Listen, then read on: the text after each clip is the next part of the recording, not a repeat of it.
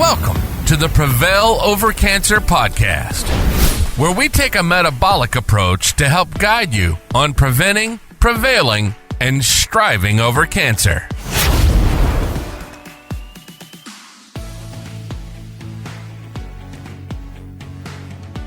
We are live on the Prevail Over Cancer Podcast. I'm Jeff Lopes, incredible co-host Keith Bishop.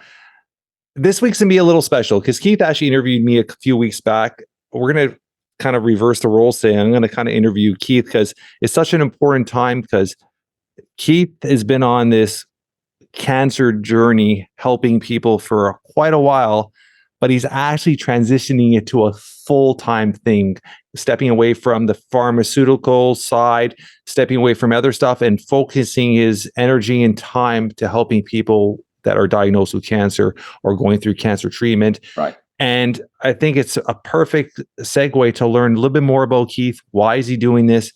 And it's going to give individuals understanding of Keith and being able to, if you are recently diagnosed or you know a family member or a loved one that's diagnosed with cancer or going through treatment or even preventing cancer, you have a history of cancer in your family. Definitely. Keith is a perfect individual to reach out to. So when did this all start? Let's start from, give me a little Cole's note of when the whole journey started. And I know we were talking about this on our last podcast, that you actually, when you were in school, worked in oncology. So you're looking at how many years ago was this, and how did this all transition to where you are now? So that was in 1980. Okay. I was going to say, I wasn't born yet. I was in pharmacy school in 1977. And so I was born in 77. Graduated in 81. Yeah. And so then but I had a round in oncology. Yeah. And just as part of my training, it was a few hours a day, for a couple of months. So it was not extensive, but just more. The purpose of college is to give you a foundation. Yeah. And so, I don't remember if I picked it or if it was picked for me. I can't remember. But anyway, so that was one of the 3 rotations I had in pharmacy school. And I was working in a hospital already as a pharmacy tech. And then what we called the intern at that time, or extern rather, pharmacy school. I worked at my uncle's pharmacy, so I did a lot of pharmacy things. Got out of pharmacy school 81 and bought a pharmacy in 1983 and had a pharmacy that was inside a grocery store until 19. Let's get all my dates right. So 1999, 1998, I sold it. 1999. I opened up a private practice going into natural things. I had a family history of cancer. So my grandfather and then my father was diagnosed with prostate cancer, and the internet was just becoming available to where we could get to information easily. And so I was going into the medical journals and reading, okay, what are the risk factors for that? And it kept coming up with food, and primarily food, and then a few supplements may help out. And what is this? But it was like, excess carbohydrates and sugars, increase the risk of prostate cancer. And matter of fact, I kind of laugh about it in a way, but my granddad was known as the candy man. And so, he had literally a chest of drawers that was full of candy. And so he'd teach Sunday school and church. And when the little boys would get kind of rambunctious, well, he'd throw them a piece of candy. So always had candy. They had candy bowls in the house. So he had a lot of candy. And so he had an early onset prostate cancer. My dad was diagnosed. My father-in-law had died of prostate cancer. So I was kind of aware of this. And so I need to make a change. And then came across a statistic along the lines of like 1 canned soda a day increases the risk of prostate cancer by like 36%. Well, wow. Oh yeah. And I'm drinking a couple of Dr. Peppers every day. And matter of fact, out in the parking lot from where the pharmacy was, there was, 3 different fast food restaurants. Of course, that's what I was doing every day. Yeah. And the soda pop. You're not counting the donuts and the and all the stuff at the bakery right next door to me. So it was not great. So, as a matter of fact, just along that line, so just making basic changes. I weighed 30 pounds less than I did back then. Yeah. And I was really gaining, a lot of body fat. So anyway, so I made a lot of changes with that. So that, and then I opened up a practice, and I just found out recently, one of my clients came to me the other day, and she said that she was the one, actually, before I was making digital notes, so I didn't know and didn't have a record of that, but actually I saw her on her birthday in 2001. And so that was one of my first cancer clients. And that started the journey. So that's when I really started researching and setting up cancer programs. I spoke at ovarian cancer support group meeting in Washington about the concerns about galactose in dairy, increasing the risk of ovarian cancer, and about talcum powder. So that's another area that, talcum powder was known to be a risk factor, 20 years ago. And they're finally just now accepting that it was a known issue. So it just takes so long for that research to come out, and to have to go through the lawsuit issue, as it turned out, to for people to realize that. So that was kind of the beginning, was 2001. And then 2006 is when I, really have a lot more records about, helping people with cancer, speaking at support groups, several of them in the Oklahoma City metro area, at the hospitals, until the drug companies kind of got upset because I was talking about supplements. So food and supplements. And so they quit sponsoring and allowing me to speak at those. But therefore I was just kind of a patient-centered, type thing. So anyway, so I've been doing this for a long time, since 2001. How crazy is it? And I didn't even want to go there with this conversation, but exactly what you said right now, that the pharmaceutical companies pretty much said, hey, you don't belong here if you're talking about nutrition and health when it comes to drugs. And that should be, if you think of just in general human health, that should be something a proper company be like, hey, we're your last line of defense. You should be healthy enough that you don't need us. But because it's such a billion-dollar industry, that it's all about, hey, we want you to get you as sick as possible, so you need us as much as possible, which is crazy, crazy, crazy, crazy. So let's not even get into that with this podcast. But Okay. Now that we are at 2006, 2007, around that stage, 2006, right? And you're starting this journey, we're still, I mean, you think about it, that's 23, 24 years, right? Pretty much at this. And reality is, when you think of nutrition, influencers on social media, cancer survivors, I would say it's only been the last 5-6 years that it's really, you're seeing a big turn towards individuals standing out and saying, hey, diet, supplements, let's prevent cancer, not treat it. You were doing this for a while now. When you dive into it, was there any individuals that you kind of use as mentors for this? Yes, definitely. So Dr. Patrick Quillen. Okay. And so he's actually a naturopathic doctor trained at a true, postgraduate education program. And so there's 4 of these universities in the United States and Canada. And so he wrote a book, something about beating cancer, and so he had a book. And so that was like my little Bible. And that's, I was using that. So do you remember the name of that book? I can't remember. Like something beating cancer, but Patrick Quillen, Quillen and ND. He's got several books. He's also he's on social media now. So he's older than me.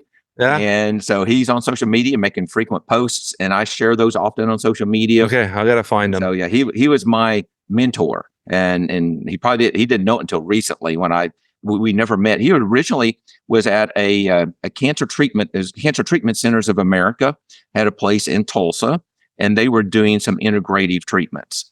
And so I believe he was associated with them for a while, and so that's how I got started, was actually by following his recommendations and guiding me to use his recommendations and then customize that and tweak that. So yeah, he was, he was the man. It was great. So as the years have passed and you're continually educating yourself, where was your next mindset of like, okay, this is the education I need to actually be able to help my clients as much as possible? Did you focus on nutrition? Was there courses you took? Like, where did you become to the point where, I mean, you got the nickname the OK Cancer Cowboy? Like, where did you get? Yeah, but where did you? What was your next steps in educating yourself and really building this knowledge base that you have right now, which is incredible? Well, at first it was, I did go to a certification program in nutrition. It was sponsored by a supplement company. That was back in 2000. Mm-hmm. And that was the beginning of, once again, it kind of giving you the basics, but actually more like in the appointment, how to do a nutrition physical, evaluate the body. As a pharmacist, I'm not trained for that. I mean, not at all, but how to evaluate for nutrition issues. And by looking at symptoms and looking at the client and testing, looking at blood tests, whatever. So that was the beginning of it was in 2000 with that. And then it's just actually more like self-learned. And I'm, it's sad, but one of my favorite things is actually, I kind of watch TV in a way, but for me, my reading is actually research journals. Yeah. I have a note I wanted to talk about that. Yeah. So I just, I just love that. I'm a scientist, trained as a scientist, and I love the statistics and seeing what happens with food and supplements and various different things. And I just kept being drawn, into cancer with family history. And I say drawn, meaning I feel at peace working and learning about cancer. So working with clients, it's like, that's it. So if I'm writing information, that's where I go. I feel good doing it. So when you're looking at researching, and over the years, it's so much more things have come up when it comes to supplementation and understanding supplements and obviously new studies and journals on supplements. Right. As a nutritionist and as a more of a naturopath, I guarantee it's not easy to do what you do, because there's not a lot of money that is put towards studies when it comes to actual supplements, because all the money is usually put towards actual pharmaceutical drugs, not the supplements aspect of it. And unless they're using that supplement to eventually turn into a drug, when it comes to something like that, how hard is it to find information, and where do you research all this information? Well, so I go to, it's called PubMed.gov. Yeah. And a medical journal database is sponsored by the U.S. government. And so they have the abstracts, the brief paragraph about the summary of that research article. For most of them, some of the lab or some of the journals, they don't readily give that. So some of the more prestigious ones, you have to pay, to get that. But a lot of information is readily available. It's free, and so so I just go in there and do searches and read. Prostate cancer, lung cancer, colorectal cancer. What does this supplement? What happens with that? And what happens when you mix it with the chemotherapy drug? And matter of fact, most original chemotherapy drugs actually come from natural products. Yeah. Have to come from something. Okay. And so, but parts of these plants have definite chemicals, and it's called medicinal chemistry. So, and still, they are still out in the Amazon, if you want to think of it that way. It's called, what is it, Medicine Man, Sean Connery movie. Yeah. He's out in the Amazon and digging up soil samples and trying to figure things out and get new chemicals. Antibiotics are natural products. They come from natural things. And so same thing with the chemotherapy drugs. As a matter of fact, some chemotherapy drugs are antibiotics, actually. So so reading that, and I love those medicinal chemistry journals. So what they do is they'll take a plant and they'll extract out 20 different ingredients in that, and then test the cancer cells in a laboratory setting. What happens? Does this chemical, stop the cancer from growing? Does that, what about those 20 chemicals? Oh, there's one. So now this is medicinal chemistry. So, okay, we've got 3 chemicals. Now, can we make a synthetic analog of that's similar to it that kills the cancer cells? Oh, yes, we can. One of those works. Now they have a synthetic drug. So then they test the lab animals. And then if that's successful, then they continue with the dosages, trying to figure out what doses to give. And then they start the human trial. So, it is a very expensive, time-consuming process. And so, it could take 20 years for a new drug to come out. And it's very expensive too. So, there's a lot with that. When you're looking at now, you're doing your transition into doing this full time. And it's a crazy time because when you look at stats in the last 3 years to 5 years, I would say since COVID, the amount and the increase in individuals being diagnosed with cancer, especially young individuals. When you're looking at colorectal cancer under 50, is the number is staggering, like it's growing like wildfire every year. Right. It is so important for people to really understand why and the root cause of these things. When you're looking at your actual MD, your doctor, or you're looking at an oncology, for people to understand, and I know most of them have a couple of weeks of study of nutrition through their 7 or 8 years of training. Maybe. Let's talk about that. Let's talk about that. And why is that? And would you see any change in that in the near future? Well, yes, they don't have much training, and some of them talk about that openly. There are more and more doctors that are kind of migrating into doing more natural things. Functional medicine is another term that we use because integrative doctors, I don't know, for some reason the traditional groups don't like that term integrative, but that's what they are. They're kind of blending the traditional with the functional and natural type things. So, but they have no training. The same thing with pharmacy school. We had no training at all, in that. Same thing, doctors, it's almost nothing, maybe a couple of hours. It's not, weeks, it's a couple of hours, in a class, and that's it.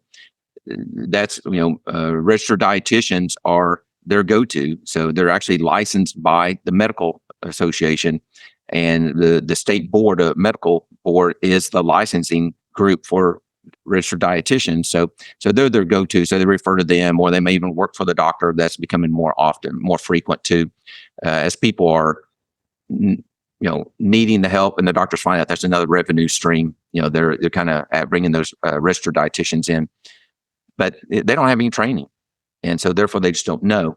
And some of them aren't going to recommend anything because they just don't know.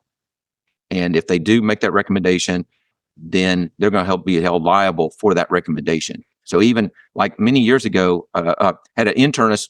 I actually sent a patient that had cancer back to his internist and to ask for a vitamin D3 blood test.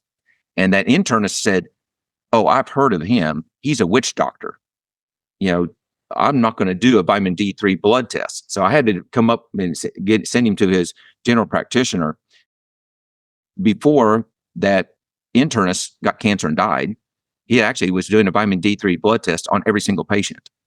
But it took him 15 years to start doing that, and enough people and patients asking him for that. And so now it's accepted.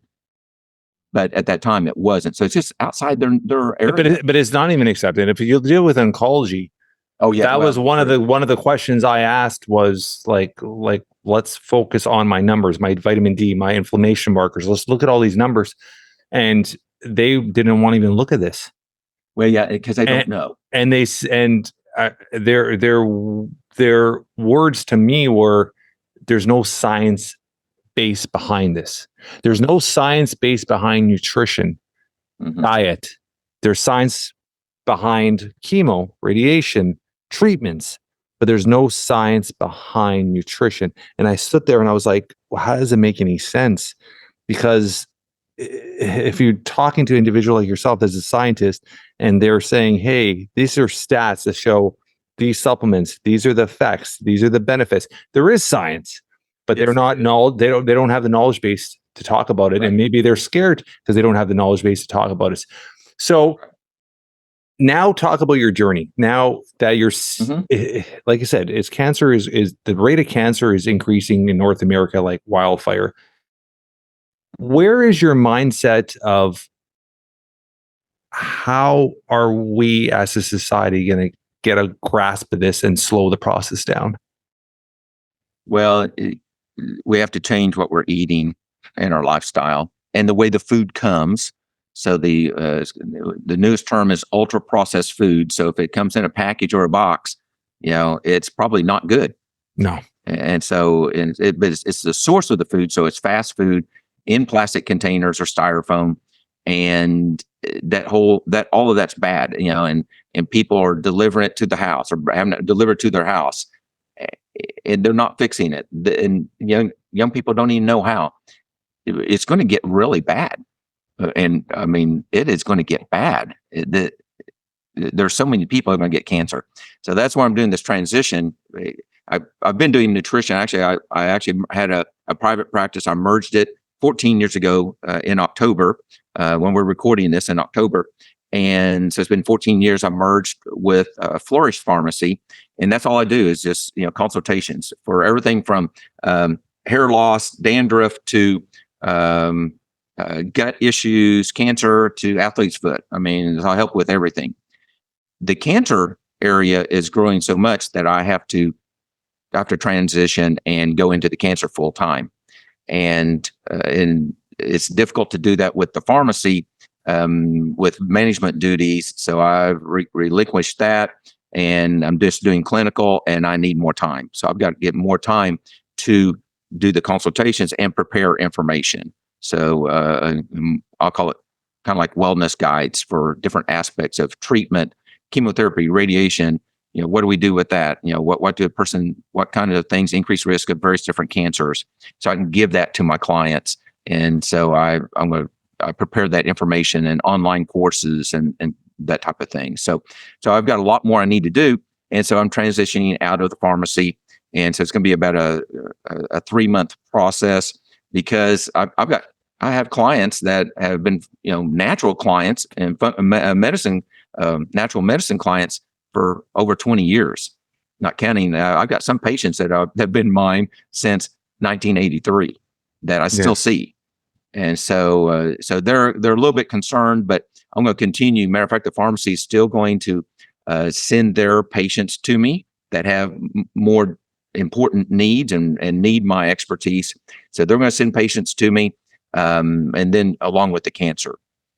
So it's quite a change. So, but I'm looking forward to it. I love helping people one-on-one and figuring out what do we need to do to help this person. And for many issues, but I feel the best about cancer. I just kind of keep gravitating toward that. When you're looking at the stem root or the cause of all these young individuals getting cancers, and we could direct it towards processed food, we could direct it towards lifestyle and smoking and drinking, and you see that massive increase during COVID. A lot of people, conspiracy wise, will say, was it a vaccine? But we could also say how sedentary they were, their lifestyles, their eating, their diet, not working out. Is there a way that you could, is there anything in your mind you could see changing? And when, as we're having this conversation, I'm thinking in my mind, where if we could get in front of the youth, get in front of high schools and start educating kids from a younger age and saying, hey, this is the stats. If you don't make these changes and understand your future when it comes to diet and supplements and exercise, in your 30s and 40s, you're going to be diagnosed with cancer. And starting from a younger age, do you see any hope in educating younger people? Do you see any kind of mindset for that? I don't know. I don't know of a way to do that. A young person feels invincible. And unless they've been directly impacted by a close family member, they feel invincible. So I don't know of a way to do that. Trying to get a child to make a change is a challenge, and we have to set examples. And as parents, as parents. And so the parents have to make an example or set that example and be the example. And they're not doing that. So I don't think it's necessarily that it's not the child issue, it's the adult issue. And the adults have to start making changes and educating. Some are. I mean, and there are, and I'm not saying it's not, I can't say that generation and that generation is bad. There are some good people that are great parents that are teaching their kids basic life skills about how to cook food at home without using the microwave or not without using the app on their phone to order their food. So they need to know some basic life skills. And I think that's really it, life and exercise. I know you do some great things with your children and teaching them things. And even before your diagnosis, you were teaching them a lot of great things. Yeah. And so I can't always say, it's not just like one, there's just, as a society as a whole, we've got it wrong. Yeah. And we're not teaching people the basics. And so people aren't cooking their own food. Yeah. We need to be more simple and more basic. Yeah. I agree with that 100%. So let's talk about Keith now. Let's talk about something we actually went on before. Okay. Hobbies.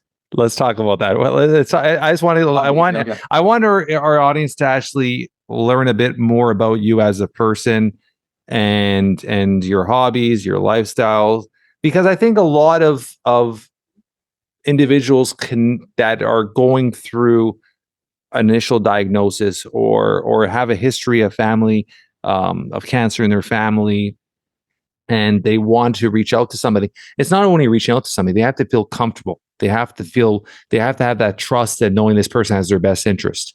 And I think a lot of people are scared to make that first initial step. So I think learning about you and understanding who you are as an individual, I think will help. So who is Keith? What's your hobbies? What do you like doing? Tell me a little bit about yourself. So family, I've got, let's say we got 2 children and 3 grandchildren and 2 great grandchildren.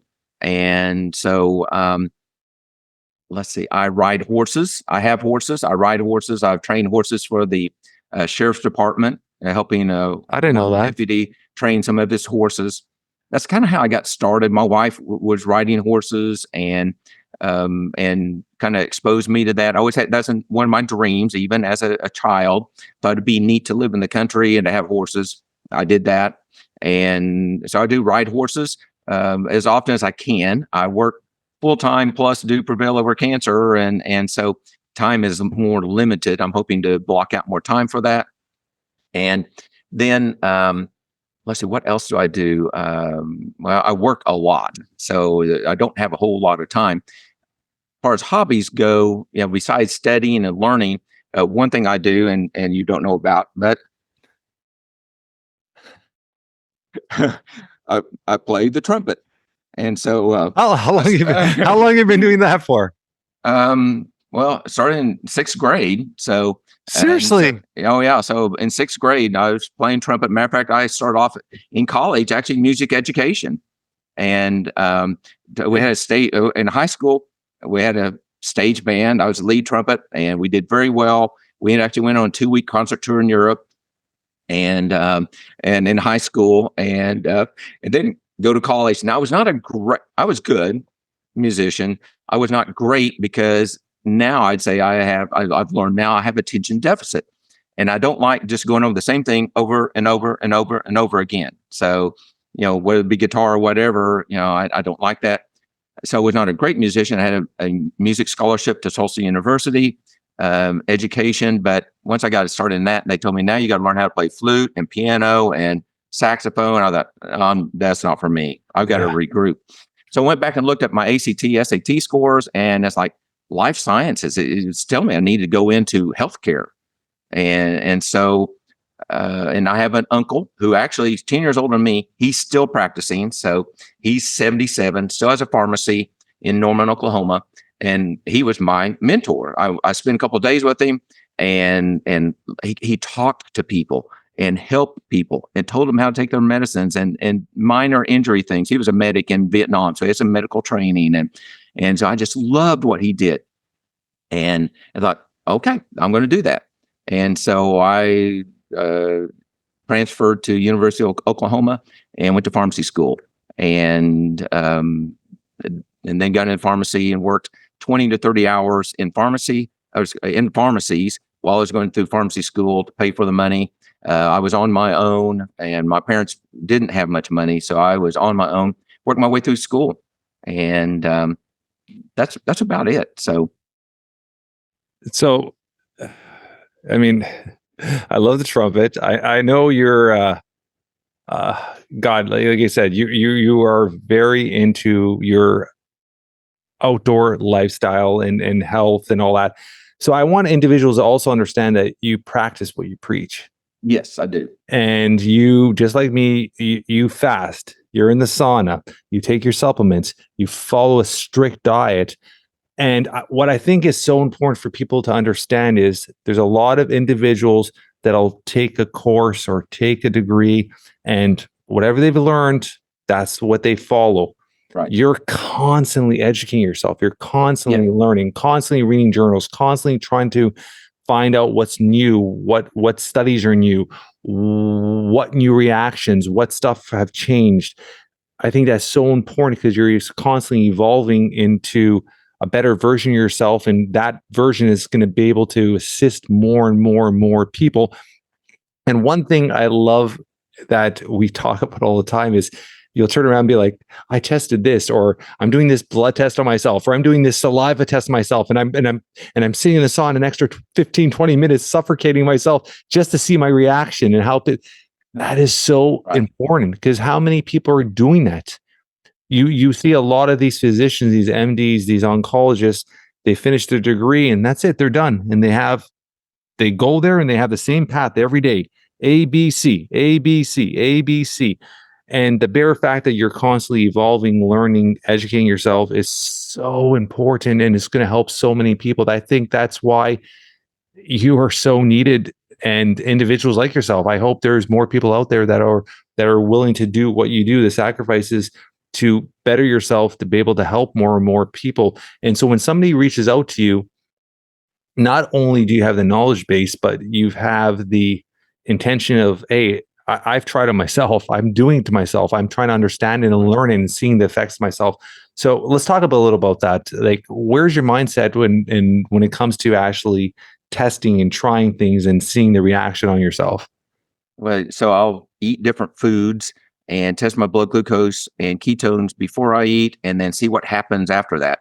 What supplements do I need to take to, reduce that? That's on my desk. What do I need to take with that meal to affect the glucose and the ketones, and to keep, carbohydrates from spiking my blood glucose, to my, temperature when I do the sauna. What can I do to speed up that process? I have limited time. And so, I want to get, what temperature do we have to be at, to start seeing an effect in the body. So I put the thermometer under my mouth. You've seen some of my stories about that. And so I test that. And what can I do to speed that up? So, I drink coffee and tea, hot coffee or tea, while I'm doing that, to heat up the core part of the body, and do deep breathing and meditation type things to get that heat, breathe that heat into my body. So I'm always testing, different things. So that's part of the clinical aspect of nutrition. Clinical nutritionist is I test and assess. Sometimes we could just look at symptoms, but also is there a test that we can do? Sometimes part of it is traditional blood tests have some value, definitely vitamin Ds and even metabolic panels and LDHs, and there's all kinds of things that can give us some insights. So I'm always testing. I'm at a high risk of cancer. And so I wish I could say, I'm just a good guy. I am, but I'm at a high risk of cancer. I have a basal cell carcinoma that was cut out on my back a couple of weeks ago. And my PSA is elevated above normal. And so I test that. What's nice, there's a blood test at least, so I can make changes and see what happens. And when I don't do something, it pops up.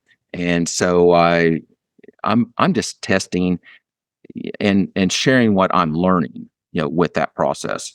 Which is, I think, is so amazing. So amazing.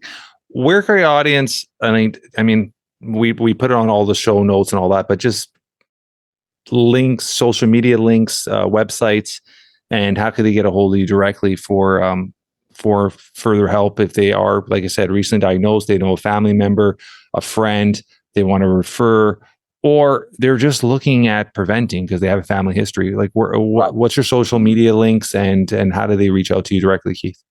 So most of the social media links are going to be Prevail Over Cancer, or you can type in Keith Bishop. Either way, you'll find me. Matter of fact, one of my associates at the pharmacy, she said, Keith, I had no idea. You're all over the internet. And all over social media. She said, I'm sick of seeing your face, because she binged one night. And but yeah, Prevail Over Cancer is the social media, and you can just type in Prevail Over Cancer, it'll pop up.